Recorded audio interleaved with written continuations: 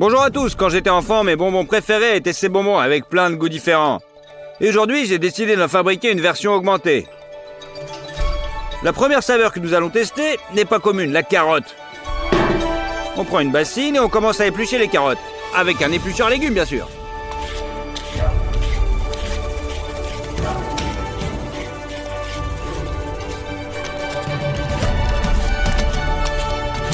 Les carottes épluchées vont dans notre bol.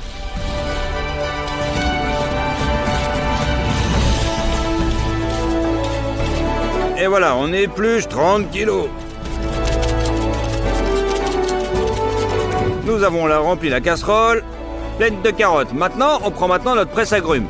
Mettez un bol en dessous et transférez les carottes en jus de carotte.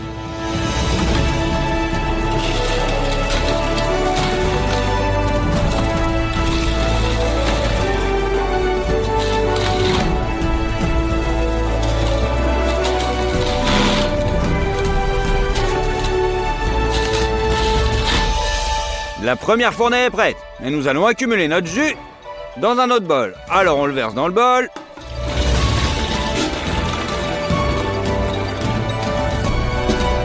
Les carottes ne sont pas très juteuses, mais le récipient à gâteau est déjà plein. On nettoie. Et on continue de même manière jusqu'à ce que le bol soit complètement vide. C'est fait. Au final, on a fait 10 litres de jus. Et le deuxième parfum sur la liste, c'est l'orange. Mettez les fruits dans l'évier.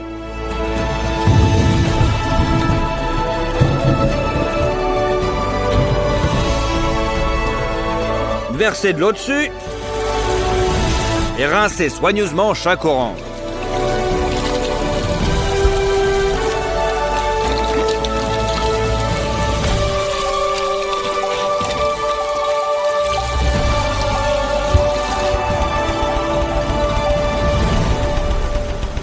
Pour tirer le meilleur parti de l'orange, vous devez également en extraire le zeste.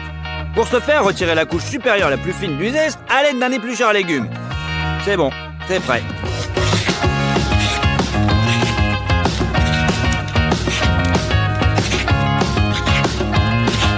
Nous avons épluché le zeste d'environ 10 oranges.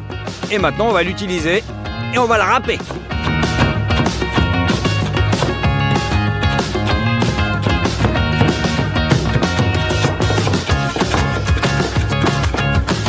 On va extraire le goût à l'aide d'un extracteur de jus.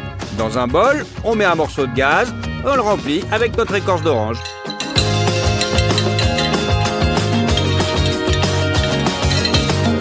Un autre bout de gaz est nécessaire.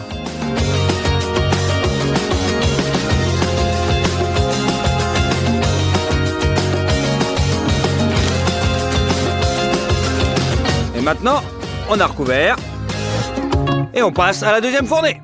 Et au frigo. Pour qu'il fonctionne, vous devez le remplir avec autant d'eau froide que possible.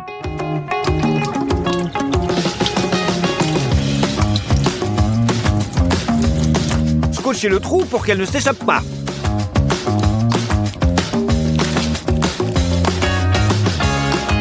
C'est prêt. Allez, encore un coup. Et on y verse 2 bouteilles d'alcool. Après tout, c'est l'alcool qui dissout bien les huiles essentielles.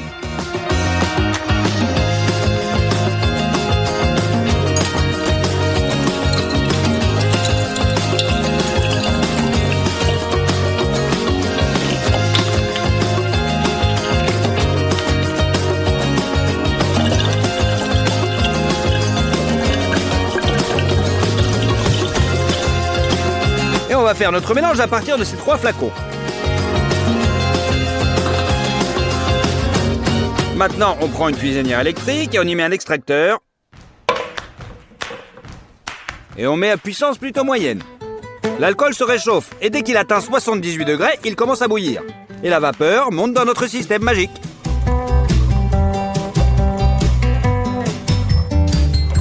Dès qu'il atteint le refroidisseur, il se refroidit immédiatement. Et sous forme de gouttelettes de condensation, s'écoule dans l'extracteur où il se dissout les huiles essentielles contenues dans la peau d'orange. Ensuite, l'alcool avec son puissant parfum d'orange s'écoule dans le flacon intérieur. Et c'est ainsi que l'on arrive à notre but final. Après 1 heure, l'arôme naturel d'orange est prêt. Et il est plutôt intense. Allez, on revient à nos oranges. Il nous faut le presse-agrumes, 2 seaux, une passoire sur le dessus, et on est bon. Coupez l'orange en deux, pressez la pulpe contre le presse-agrumes, et celui-ci extrait le plus efficacement possible.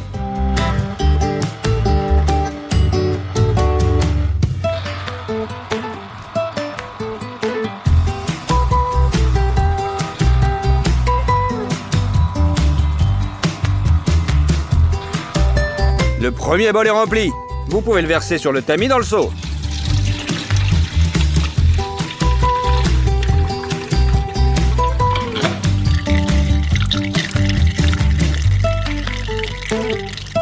Tout ce qui reste, on jette. Passez toutes les oranges dans ce presse-agrumes. Le résultat est aussi de 10 litres de jus. On utilisera un tube ondulé comme ça, comme moule, pour nos serpents en gélatine. Les gens normaux l'utilisent pas pour ça. On les tire, une longueur d'environ 1,5 m.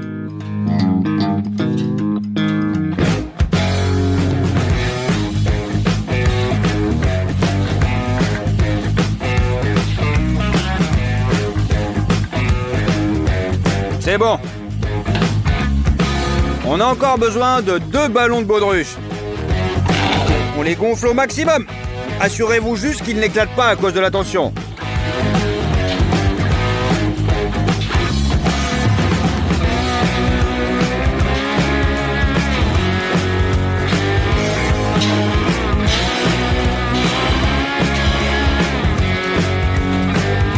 Et on les dégonfle à nouveau. Coupez le col étroit et faites-le passer sur un côté du tube. Cela permet d'arrondir les bords du futur serpent géant. Raccordez les pinces en plastique et fixez la boule avec elle pour qu'elle ne se détache pas.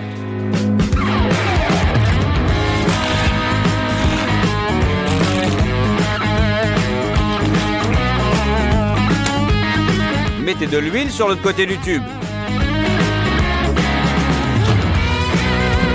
Et faites tourner le tube pour graisser chaque pli à l'intérieur.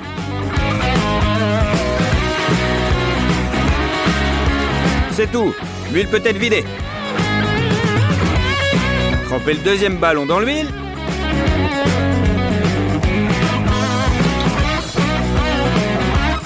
Faites-le tourner.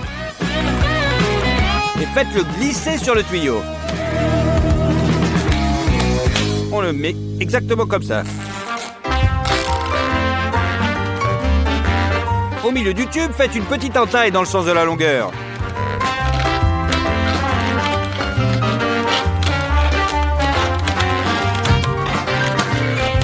Pliez un peu pour qu'il y ait de la place pour remplir le tube de gelée. Pour séparer les couches, insérez un petit morceau de carton. Et fixez-le comme ça pour que rien ne se barre.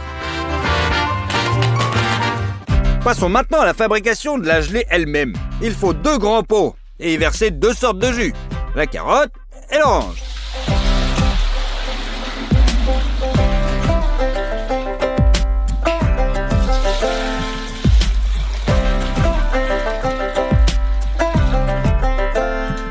Pour les rendre plus riches en goût, ajoutez de l'acide citrique et du sucre. On ajoute notre agent d'arôme.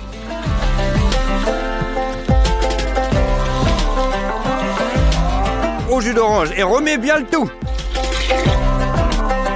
Et là, on mélange, on mélange, on mélange.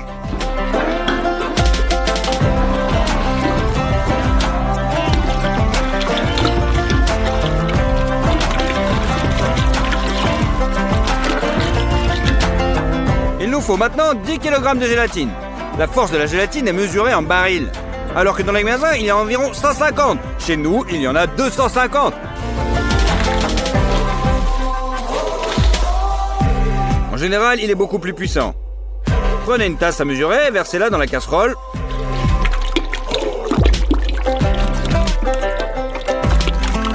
En remuant sans cesse, versez 5 kg de gélatine dans chacun des jus. Il va immédiatement gonfler et notre jus n'aura plus l'air liquide. On met les casseroles sur la cuisinière. On allume le feu. Et on commence à remuer notre mélange.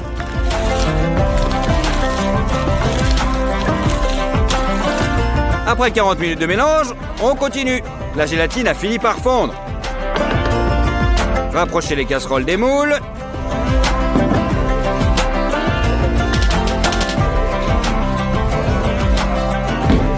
Et on rajoute encore un petit peu de mélange. Et versez-le délicatement dans notre moule. Remplissez progressivement notre moule entièrement avec la gelée de fruits.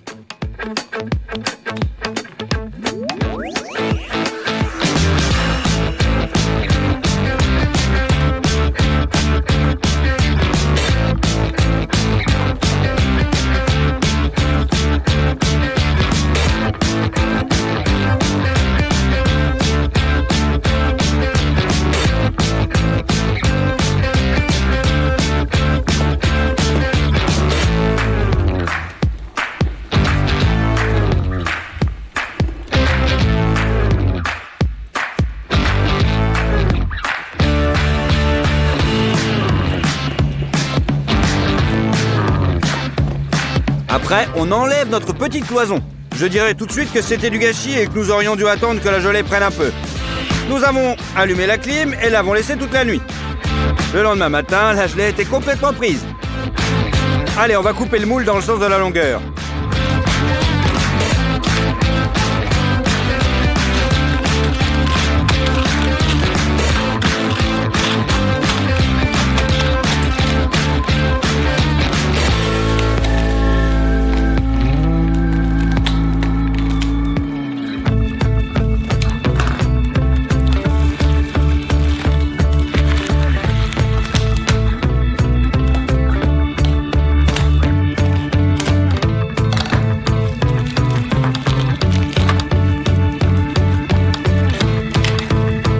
Commençons à voir ce que cela donne.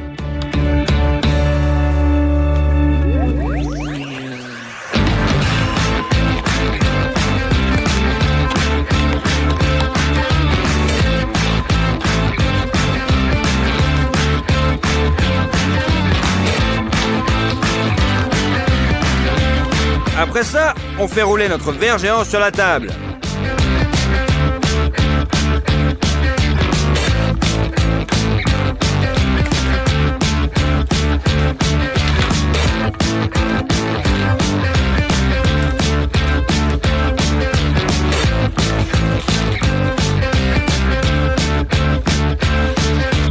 Il a la bonne forme.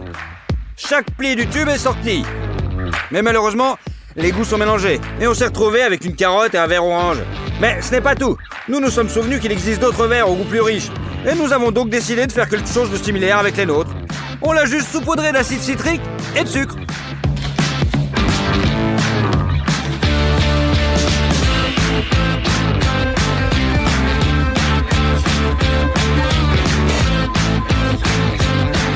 Alors, on coupe et on essaye.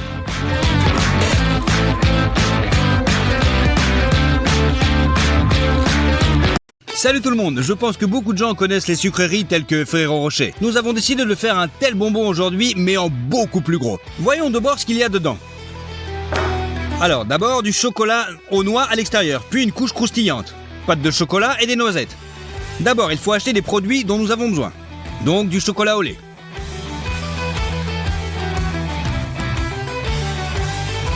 Et beaucoup de sucre. 2 boîtes de cacao en poudre. Beurrer 2 boîtes de 5 kg chacune. Nous n'avons besoin de rien d'autre dans ce magasin. Nous allons à la caisse. Le ticket de caisse est de 190 $. Sur commande, on a acheté un sac de riz soufflé, 10 kg de cacahuètes et un sac de noisettes.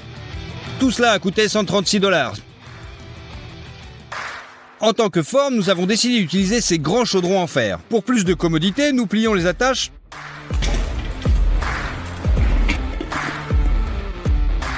et retirons les poignées.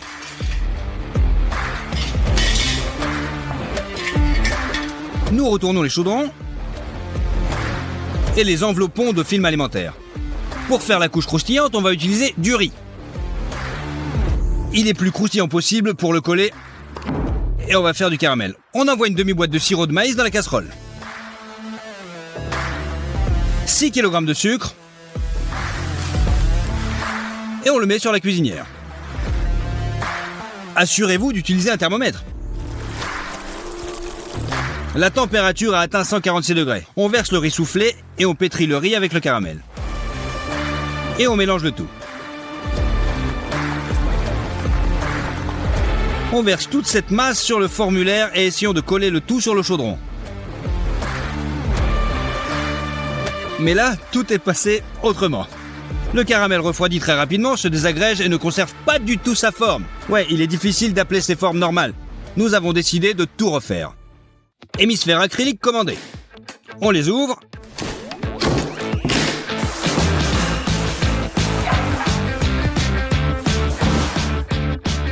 Et on les retire. Je pense qu'ils sont tout simplement parfaits. Pour que rien ne colle aux formes, nous vaporisons l'huile de la canette sur les parois intérieures de l'hémisphère. Cette fois, nous utiliserons des guimauves pour coller le riz soufflé ensemble. On verse 2 paquets dans un bol. Et on le met au micro-ondes. Ils ont bien fondu. Ils s'avèrent la consistance d'une crème élastique. Et on asperge tout ça de riz soufflé. On mélange le tout avec une spatule. Il s'avère une masse très visqueuse. Je pense qu'on peut faire ça avec elle. On vaporise les gants avec de l'huile pour empêcher les guimauves de coller. On envoie la masse dans un hémisphère et on la répartit selon la forme. Il faut le répéter plein de fois, jusqu'à ce que nous couvrions complètement les murs intérieurs. Voilà, c'est prêt.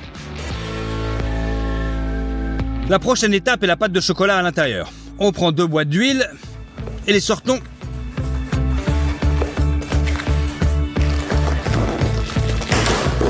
Et on met ces 2 briquettes dans la casserole.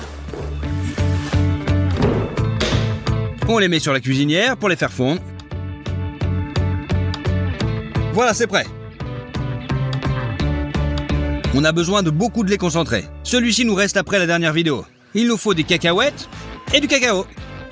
On pose le bol du mixeur sur la balance. On met 300 g de cacahuètes, 2 cuillères à soupe de cacao. On ouvre 2 boîtes de lait concentré.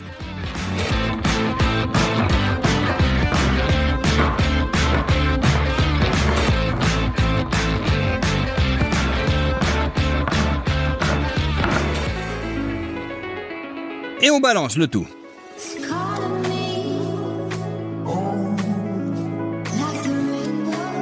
Et en dernier, 200 g de beurre.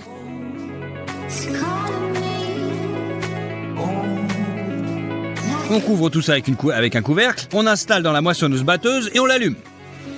C'est parti! On broie le tout en une masse homogène. La consistance de cette pâte, comme le Nutella, est assez dense. À l'aide d'une spatule, on déplace les pâtes dans un hémisphère.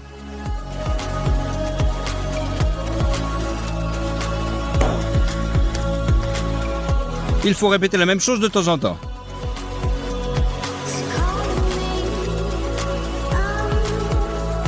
À la 6e heure de travail, le lait concentré, le beurre et presque tous les noix ont pris fin. Les bols sont encore même pas remplis à la moitié. J'ai dû racheter tous ces produits.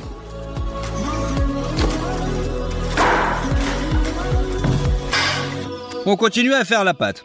Maintenant, on remplit les bols jusqu'à temps qu'ils soient complètement remplis. Cela a pris 8 heures. Et enfin, l'étape est terminée. La couche suivante est une noix entière. Il faut faire 2 énormes moitiés de noisettes. On va l'utiliser beaucoup. Maintenant, les noisettes sont crues et ne sentent plus du tout. Pour résoudre ce problème, il faut les verser dans 2 plaques à pâtisserie.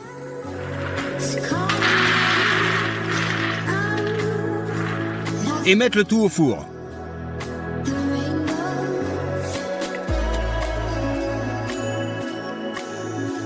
On laisse la masse chauffer pendant 20 minutes pour que dégage bien son arôme. Pour maintenir les noix ensemble, on va faire encore ça avec le caramel. On rajoute un petit peu d'eau et du sucre et de l'eau. Et on met tout ça sur la plaque. Assurez-vous d'utiliser un thermomètre. Dès qu'il fait 145 degrés, on sort les noix finies et on les verse dans la casserole.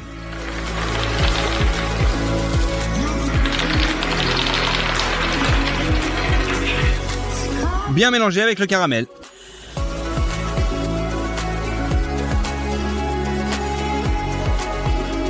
On met tout ça dans des bols et on met en forme d'hémisphère. Voilà, c'est prêt. Une fois le caramel durci, retirez le tout du bol. Et on retire le papier. Il s'avère que la moitié parfaite d'une énorme noix, ou plutôt deux. Il suffit de les presser au milieu du moule, dans la pâte de chocolat.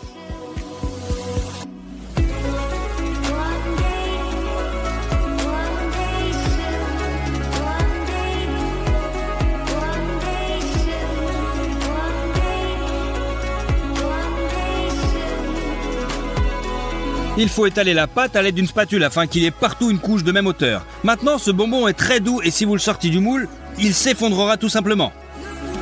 On envoie les hémisphères au congélateur.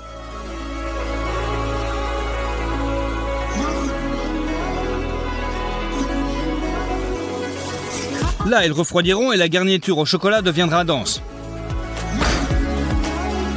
Le bonbon n'a pas été complètement refroidi, seulement après 2 jours. Avant de l'obtenir, il faut préparer beaucoup de choses. Tout d'abord, l'emballage. On a acheté ce papier d'emballage doré pour répéter le motif. Il faut l'écraser avec les mains. Redressez-le ensuite. On met du ruban adhésif, double face, et on colle une autre feuille de stipp.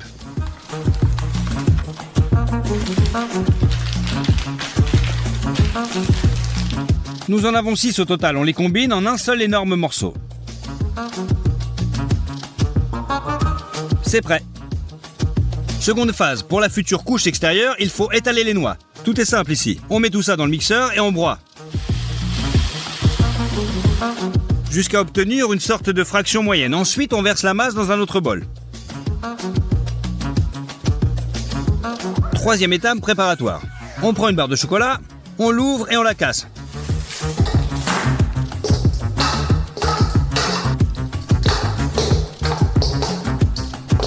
Il faut remplir le bol avec ces morceaux. On les fait fondre dans un bain de vapeur. On diminue le volume comme ça. On décompose à nouveau. Tout, il y a un bol de chocolat chaud. Et le dernier, il faut faire un peu plus de pâte au chocolat pour coller les moitiés ensemble.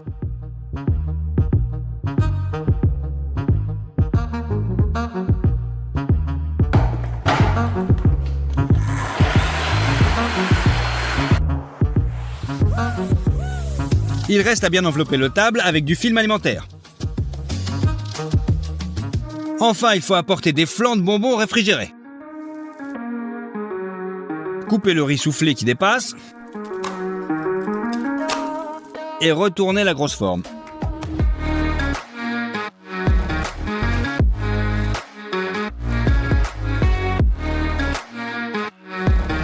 Une moitié est prête. Maintenant la deuxième.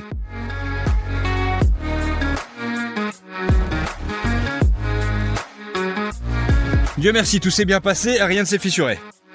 Il faut tartiner le tout d'une couche de chocolat.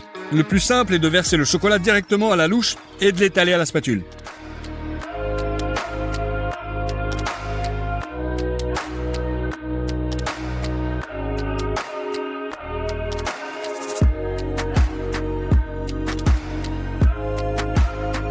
Maintenant, on saupoudre les noix concassées sur le dessus jusqu'à ce qu'elles collent à l'ensemble du bonbon.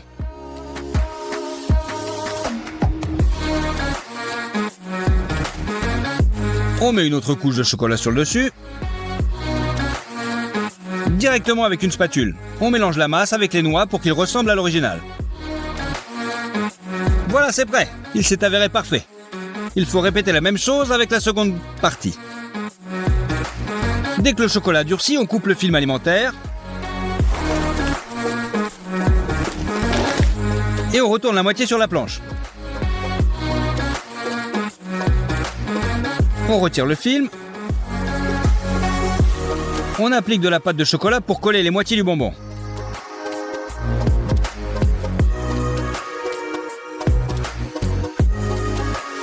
Et on met le deuxième dessus.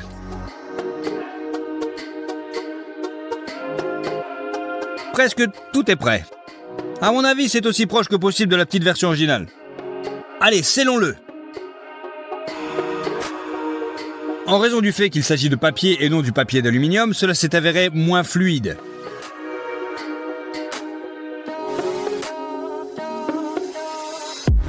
Voilà, l'autocollant est mis. Enfin, après 4 jours de travail acharné, le géant Ferrero Rocher pesant 100 kg est prêt. À mon avis, cela s'est avéré très digne. J'ai calculé sa valeur compte tenu de tous les achats supplémentaires, il s'est avéré être d'environ $940. On découpe en morceaux.